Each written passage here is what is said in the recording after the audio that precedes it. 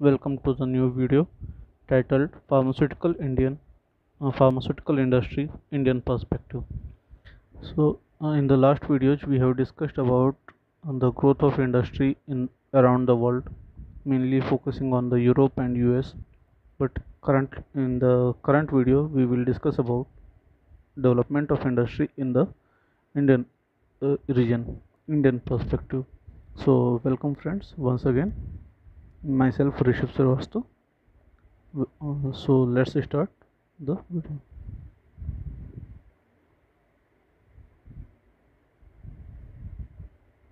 So first of all, I would like to make an appeal to like this video, share this video with your friends and colleagues, make comment if you want some information or if you have any query, and last but not the least, subscribe and press the notification bell. So let's start with the introduction.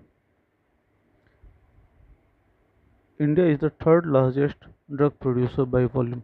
When I am saying about volume, it means वो mass में third largest producer है, but when we are saying about value, India is at the 30th level, यानी कि वो 13वें number पे आता है। हम दुनिया के लगभग 60% वैक्सीन सप्लाई को मैन्युफैक्चर करते हैं, यानी कि दुनिया में जितनी भी वैक्सीन की ज़रूरत होती है उसमें से 60% इंडिया में ही बनी हुई होती हैं। 40 से 70% जो WHO की डिमांड होती है, ख़ासतौर पे DPT की या BCG की वैक्सीन, तो वो इंडिया में ही बनती है या इंडिया से ही सप्लाई होती है। इसके अलावा जो मीजल्स की वैक्सीन है उसकी 90% तक की ग्लोबल डिमांड इंडिया से सप्लाई होती है। भारत में लगभग 250 ऐसी फैक्ट्रीज हैं, 250 ऐसे प्लांट्स हैं जो US FDA या MHRA के द्वारा अप्रूव्ड हैं। ये हो सकता है इससे ज़्यादा भी हों। API market is forecasted to attain a revenue of 6 billion by the end of 2020, यानी कि इंडियन फार्मास्यूटिकल इंडस्ट्री में जो API मार्केट है वो 6 बिलियन US$ से भी बड़ा हो सकता है। फिर अभी हमारा जो CAGR है वो 13.4 की रेट से बढ़ रहा है, यानी कि हम हर साल लगभग 13.4% की रेट से ग्रोथ कर रहे हैं। अभी हमारी जो करंट फार्मास्यूटिकल वैल्यू है, इंडियन फार्मास्यूटिकल वैल्यू, वो 8 बिलियन US$ की है। More than 85% of the formulations produced in the country are sold in the domestic market. ये भी एक है कि इंडिया जितना बड़ा मैन्युफैक्चरर है उतना बड़ा कंज्यूमर भी है। हम लगभग 85% जो प्रोडक्ट्स खुद मैन्युफैक्चर करते हैं वो खुद ही हम कंज्यूम भी करते हैं। और लेकिन एक ये भी दुविधा है कि हमारी 60% बल्क ड्रग जो प्रोडक्शन है वो एक्सपोर्ट होता है, यानी कि हम एक्सपोर्ट भी बहुत ज़्यादा अमाउंट में करते हैं बल्क ड्रग का। जब भी मैं बात करूँगा history of the pharmaceutical industry, जब हम इंडियन फार्मास्यूटिकल सेक्टर की बात करेंगे तो इसको 2 सेक्शंस में डिवाइड किया गया है, ट्रेडिशनल और मॉडर्न। लास्ट टाइम जैसे हम लोग जब यूरोप या US की बात कर रहे थे तो वहाँ पे एपोथिकरी एंड देन मॉडर्न केमिस्ट्री आया था। इंडियन इंडस्ट्री के उसमें हमारा ये सेक्शन ट्रेडिशनल और मॉडर्न में डिवाइड होता है, क्योंकि इंडियन फार्मास्यूटिकल जो इंडस्ट्री है उसका इतिहास बहुत पुराना है। हम लगभग 5000 सालों से, या मैं अगर कहूँ कि हम लोग लगभग काफ़ी पुराने टाइम से फार्मास्यूटिकल इंडस्ट्री पे काम कर रहे हैं। तो इसमें अगर हम लोग ट्रेडिशनल की बात बोलते हैं तो जैसा आपको पता ही होगा, आयुर्वेदा आता है या चरक संहिता है, ये सब हमारे ट्रेडिशनल उसमें आते हैं। ट्रेडिशनल हिस्ट्री की बात करें तो हम ये लगभग 320 से लेके 550 CE से, यानी कि गुप्त काल का जो पीरियड है वहाँ से हमारी हिस्ट्री चालू होती है इंडियन फार्मास्यूटिकल इंडस्ट्री की।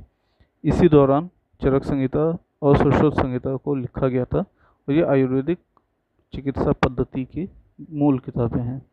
ये ट्रेडिशनल मेडिसिन पे बेस्ड हैं, जो कि मेनली प्लांट से, हर्ब से या फिर मिनरल से डिराइव होती हैं। और ये एक तरीके से मान के चलिए कि एपोथिकरी सिस्टम का ही बेसिक वर्जन था। और फिर आता है जब मॉडर्न हिस्ट्री की बात आती है तो इसे फिर 5 हिस्सों में डिवाइड किया जाता है।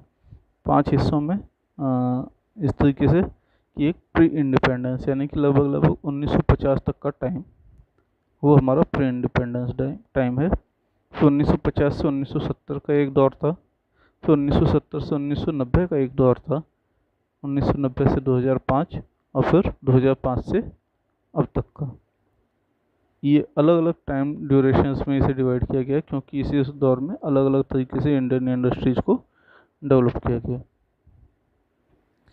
जो प्री इंडिपेंडेंस की अगर बात करी जाए तो जो हमारा एलोपैथिक सिस्टम है उसको स्टार्ट ब्रिटिश रूल के टाइम पे किया गया, लेकिन उस टाइम पे भी इंडिया में इसका मैन्युफैक्चरिंग नहीं होती थी। बेसिक मैन्युफैक्चरिंग इसकी यूके में होती थी या यूरोप में होती थी। इंडिया से सिर्फ रॉ मटेरियल जाते थे और वहाँ से वापस इंपोर्ट होते थे इंडिया में। तो जो प्री इंडिपेंडेंस टाइम है उसमें जो है कम्प्लीटली ये डोमिनेंट थे मल्टीनेशनल कंपनीज इंडियन इंडस्ट्रीज पे।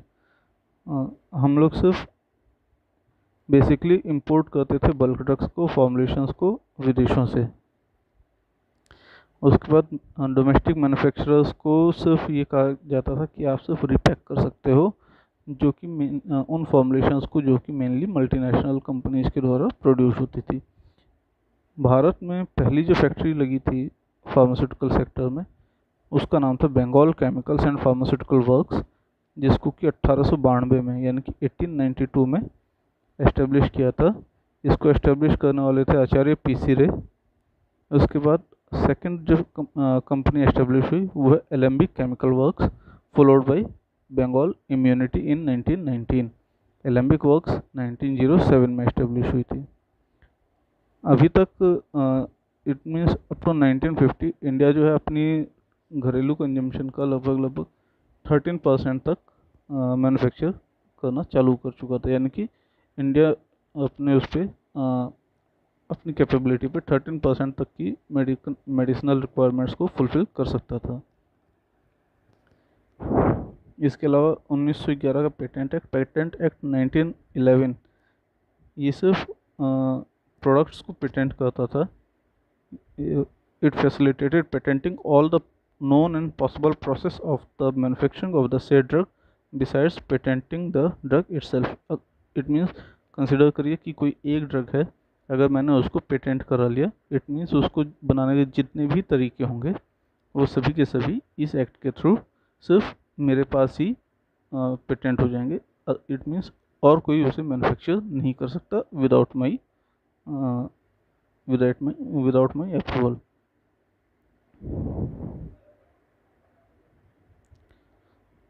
तो Bengal chemical and pharmaceutical work setup by Acharya PC Ray, establishment date 12 April of 1901। 1892 में इसकी आधारशिला रखी गई थी।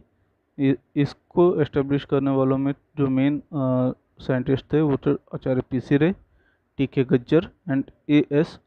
कोटी भास्कर। इसी दौरान ये एलेम्बिक फार्मा और अपने फिर साथ ही साथ सिप्ला जैसी कंपनीज भी एस्टेब्लिश हुई। During the post world war यानी कि जब सेकेंड वर्ल्ड वॉर एंड हुआ तो several other indigenous pharmaceutical manufacturing facilities got established. इनमें से मेन जो थी Unichem, Chemo pharmaceuticals, Zandu pharmaceutical works, Calcutta pharmaceutical, standard chemicals, chemical industry and pharmaceutical industries limited, जिसको कि हम लोग आज की डेट में सिप्ला के नाम से जानते हैं, ईस्ट इंडिया फार्मास्यूटिकल वर्क्स, ये सभी मेजर इंडस्ट्रीज हैं। Almost 70% of the company requirement was achieved, यानी कि 1950 आते आते तक इंडिया अपनी रिक्वायरमेंट का 70% मेडिसिन सप्लाई करना स्टार्ट कर चुका था। हम अपनी रिक्वायरमेंट का 70% मैन्युफैक्चर कर सकते थे। फिर सेकंड क्लासिफिकेशन आता है जब 1950 से 1970 का टाइम आता है। इस दौरान ग्लोबल फार्मास्यूटिकल सेक्टर जो है काफ़ी बूम पे था, काफ़ी तेज़ी से ग्रोथ कर रहा था, लेकिन इसका मेन फ़ायदा इंडियन इंडस्ट्रीज को नहीं हो रहा था। इसका मेन फ़ायदा सिर्फ मल्टीनेशनल्स को ही हो रहा था। ये वही दौर है जब इंडिया पहली बार first oral contraceptive the pill के नाम से मैन्युफैक्चर हुई। इसके अलावा cortisone, blood pressure drugs and other heart medications, MAO inhibitors, chlorpromazine, Haldol जैसे ड्रग्स को भी इसी टाइम पे डेवलप किया गया था। इसी टाइम पे वैलियम जैसी ड्रग जो कि डायजेपाम थी वो 1960s में मार्केट हुई थी। और ये जो है जल्द ही सबसे ज़्यादा प्रेस्क्राइब करी जाने वाली ड्रग बन गई थी। Countries like Germany, Switzerland, UK, and some extent US are the major contributors of the global pharma market. A systematic approach in medicine was started that include treating the symptoms to treating the disease itself. It means पहले जहाँ पे सिर्फ symptoms को treat किया जाता था, अब इस टाइम पे वो दौर आ गया था जब disease को treat किया जाने लगा। Industries were focused on R&D rather in building more and more production units as the industry observed invention and commercialization of newly invented drugs like penicillin and other synthetic drugs. इसी दौर में फिर industries R&D पे ज़्यादा ध्यान देने लगी so that वो न्यू मॉलिक्यूल्स को डेवलप कर सकें, न्यू ड्रग्स को इन्वेंट कर सकें और उनको जल्दी से जल्दी कमर्शलाइज किया जा सके। इसके अलावा जहाँ ग्लोबल इंडस्ट्रीज डेवलप कर रही थी वहीं पे इंडियन इंडस्ट्रीज थोड़ा सा इसमें डेवलप नहीं हो पा रही थी। उसके पीछे मेन रीज़न था lack of capital, lack of technology, liberalisation of foreign investment policy was done. इसी दौर पे जब इंडियन इंडस्ट्रीज डेवलप नहीं हो रही थी तो इंडियन गवर्नमेंट ने अपनी पॉलिसीज को लिबरलाइज किया so that MNC companies could invest in Indian market so that major growth in bulk drug manufacturing took place. इसी समय पे इंडियन पॉलिसी रिजोल्यूशन 1956 में पास हुआ जिसका कि इंडिया को काफ़ी बेनिफिट मिला।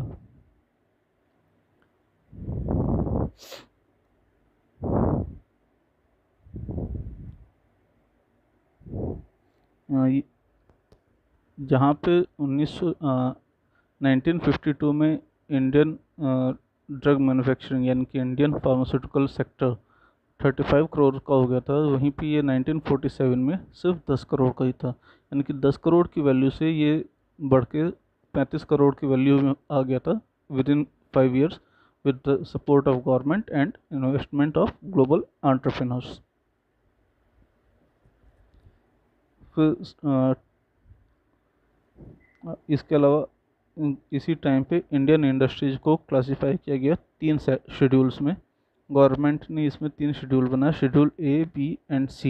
इनमें से शेड्यूल A में सिर्फ और सिर्फ वो कंपनीज थी जो सिर्फ पब्लिक सेक्टर में रह सकते थे, जिनमें कि हैवी डिफेंस थे या हैवी फर्टिलाइजर्स थे, हैवी इलेक्ट्रॉनिक्स थे, जैसे कि BHEL या HAL वगैरह हैं, DRDO हैं। शेड्यूल बी में आते थे जो ऐसी इंडस्ट्रीज जो पब्लिक सेक्टर में भी हो सकते थे और प्राइवेट सेक्टर में भी आ सकते थे, जैसे कि अपनी फार्मास्यूटिकल इंडस्ट्री है। Pharmaceutical industry is the part of schedule B. Schedule C में आते हैं वो कंपनी जो सिर्फ और सिर्फ प्राइवेट सेक्टर के लिए दे दी गई थी और इनमें मेनली थी जो कि फ्यूचर डेवलपमेंट के लिए होती थी प्राइवेट इनिशिएटिव्स के through. Private industry was also encouraged through strictly regulated industrial licensing. In the licensing policy, government made it mandatory for the multinational units to produce the final drug in their units from the basic stage. It means पहले जहाँ पे ये होता था बाहर से drug product आता था, सिर्फ यहाँ पे रीपैक होता था, नहीं, अब आपको इंडिया में ही रहकर इंडिया में ही पूरी सेटअप को मैन्युफैक्चर करना है। ये वही टाइम था जब इंडिया में HAL और IDPL जैसी कंपनीज को एस्टेब्लिश किया गया। HAL को एस्टेब्लिश किया गया 1954 में with the collaboration of WHO and UNICEF, well IDPL को एस्टेब्लिश किया गया 1961 में with the collaboration of USSR। HAL ने काफ़ी एंटीबायोटिक सेक्टर में काफ़ी डेवलपमेंट किया with the production of penicillin derivatives, streptomycin. इस कंपनी ने फिर 2 ऐसे मॉलिक्यूल्स को भी डेवलप किया जो कि बिल्कुल ही नए थे, जैसे कि हामाइसिन और ओरोफंगिन। इसके अलावा IDPL निकल के बहुत सारे लोग ऐसे थे जिन्होंने अपनी खुद की इंडस्ट्रीज एस्टेब्लिश करी और आज की डेट में वो अच्छे एंटरप्रेन्योर्स में आते हैं, जैसे कि डॉक्टर अंजी रेड्डी जो कि IDPL का पार्ट थे। उन्होंने लेटर डॉक्टर रेड्डी लेबोरेटरीज को एस्टेब्लिश किया।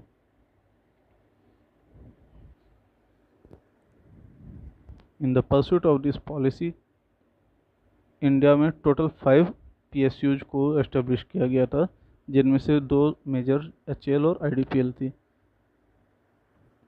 HAL is the first drug manufacturing company to be set up by the in the public sector by the government of India with the social objective of providing affordable drug products throughout the country. Initially, it was established to manufacture penicillin, but later it also helped in manufacturing of streptomycin. It is the only Indian company in pharmaceutical segment to discover new molecules. इन दोनों companies ने Indian competence को develop करने में अच्छा सहयोग दिया है। साथ ही साथ इन्होंने बल्क ड्रग को एस्टेब्लिश करने में भी काफ़ी हेल्प करी है। IDPL and HAL created a new environment and confidence that India could manufacture bulk drug in a major way. The university system in India at that time did not provide specialized training required by the pharmaceutical industries. IDPL and HAL not only encouraged university system to impart specialized training, but also helped them by creating a demand for skilled labor, but also sparked industrial development in upstream and downstream business. IDPL started its 3 units in the country with main objective of creating self-sufficiency in respect of essential life-saving medicines to free the country from dependency on export.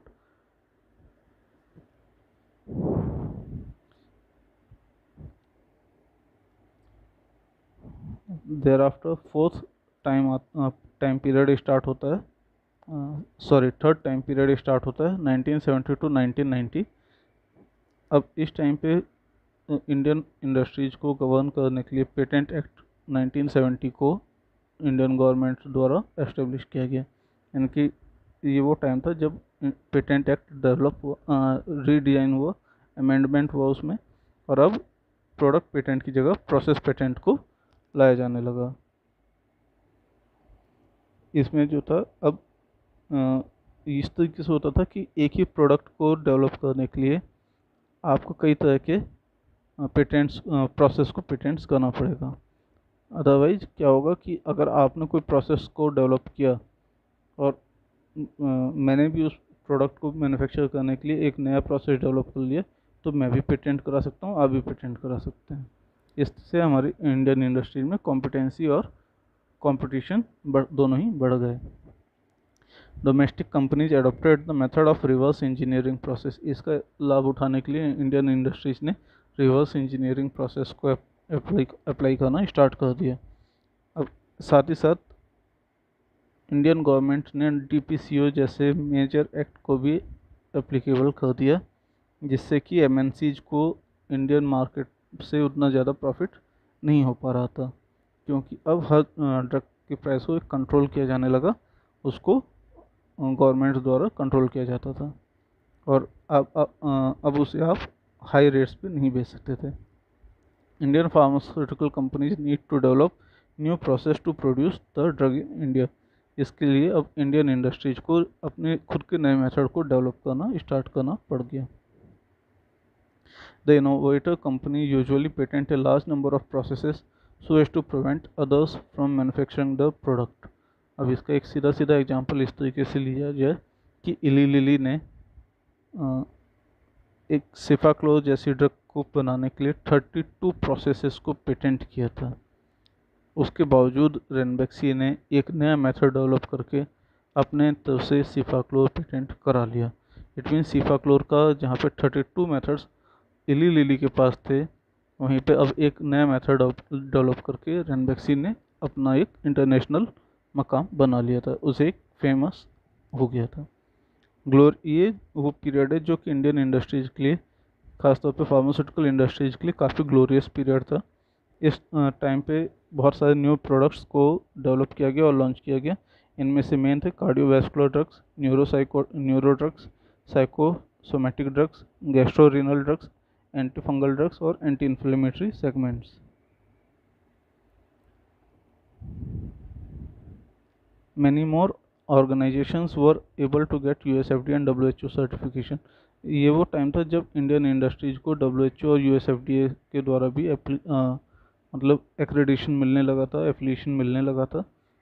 और इस time पे ही Indian companies को multinational market में यानी कि international market का exposure होना start हो गया। इस टाइम पे फिर MNCs का जो कंट्रीब्यूशन कभी 70% तक जाता था या फिर बहुत ज़्यादा जाता था, अब वो घट के सिर्फ 50% तक आ गया था।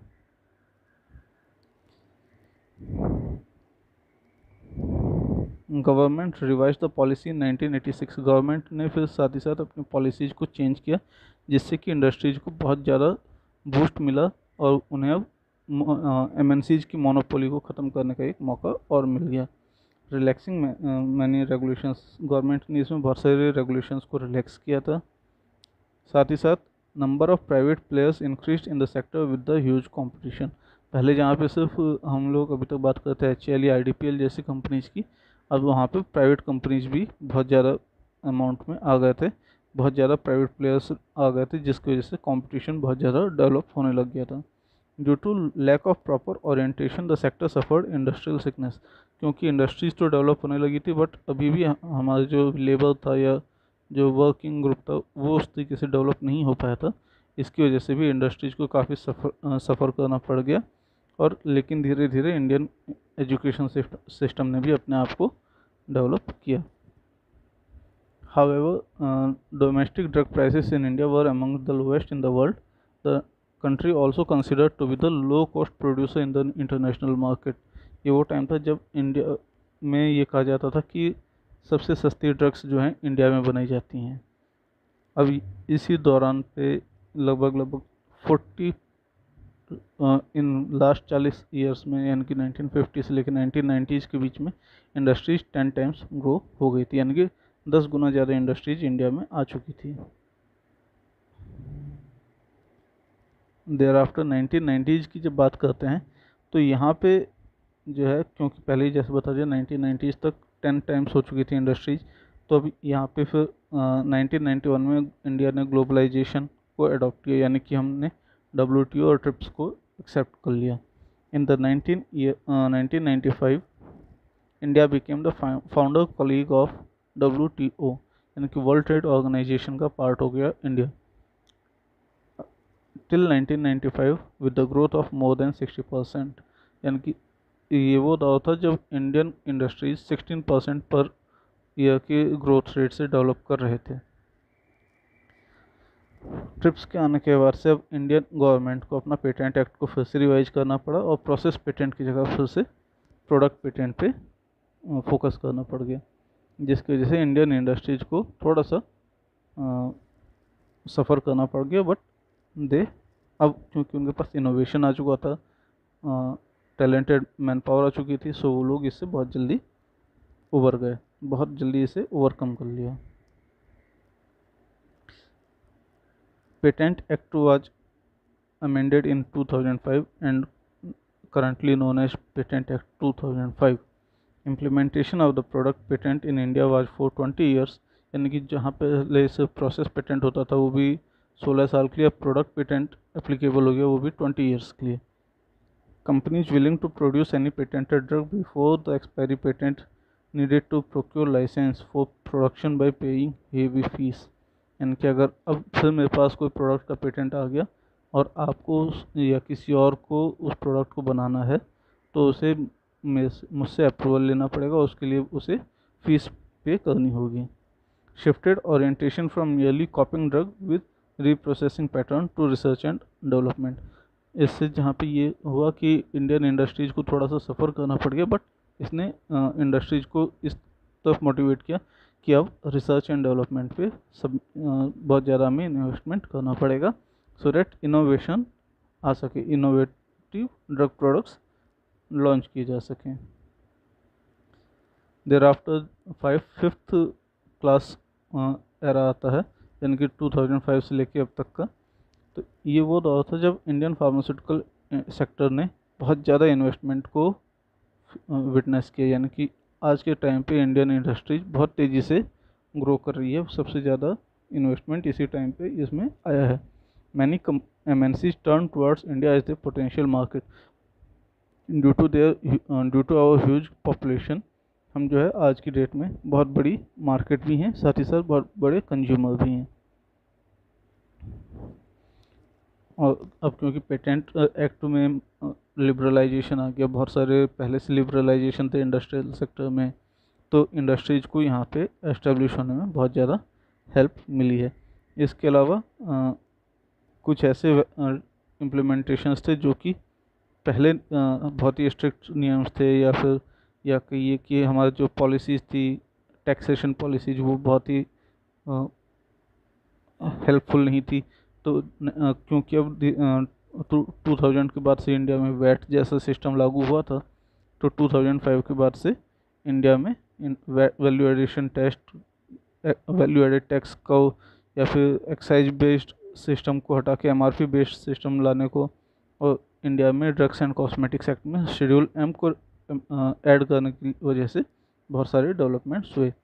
ये वो समय भी था जब नेशनल फार्मास्यूटिकल प्राइसिंग पॉलिसी को लॉन्च किया गया, यानी कि एप्लीकेबल किया गया, और इससे जो है ना केवल ऐसे ड्रग्स जो कि ड्रग प्राइसिंग कंट्रोल ऑर्डर में आते थे, इसके अलावा भी बहुत सारे एसेंशियल ड्रग्स को कंट्रोल किया जाने लगा, यानी कि अब लगभग सभी ड्रग्स की प्राइसिंग इंडियन गवर्नमेंट के द्वारा कंट्रोल होने लगी है।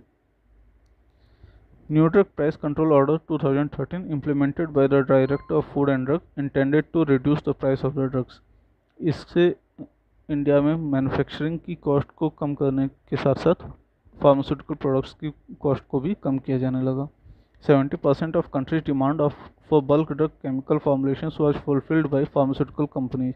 आज की डेट में हम अपने खुद की डिमांड का 70% खुद मैन्युफैक्चर करते हैं।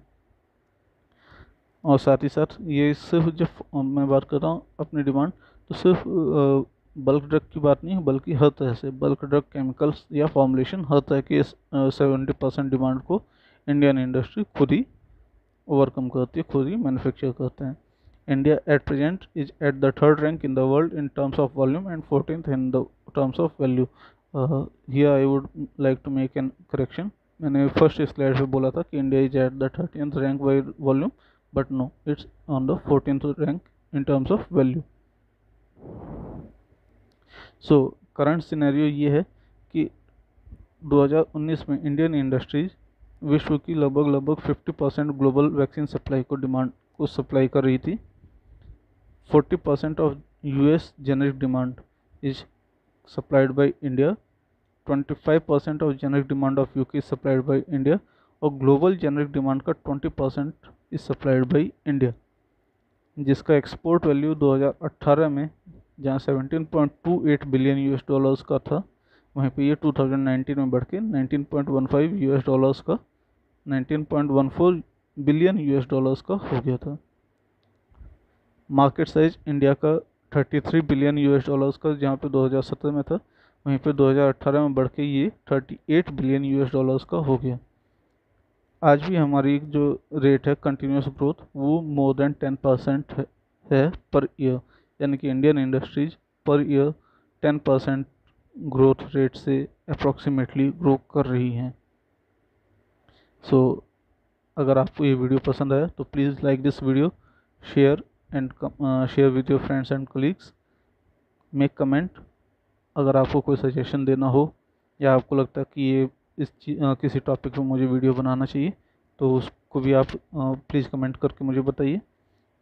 साथ ही साथ subscribe and press the notification bell for more information. आप जो है मुझे फॉलो कर सकते हैं। मेरा फेसबुक पेज है ऋषभ श्रीवास्तव 345, ट्विटर पे ऋषभ 345 के नाम से मेरा अकाउंट है, और साथ ही साथ आप इन बुक्स को भी ले सकते हैं। इन बुक्स में भी काफ़ी एजुकेशन है, काफ़ी नॉलेज इसमें भी प्रोवाइडेड है। Then thank you.